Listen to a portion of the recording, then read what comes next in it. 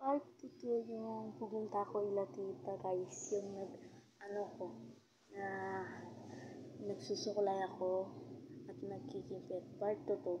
Hindi na ako ko kayo sa bahay ni tita. Dito yung kwarto ni tita. Yan ang kwarto nila tita guys. Dito yung mga lalagyan ng mga damit.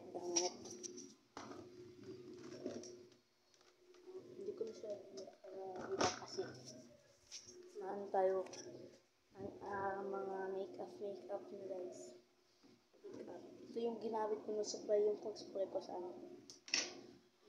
Diyan. Dito yung dinabak na panglagay ng mga open natin. Mga medyas.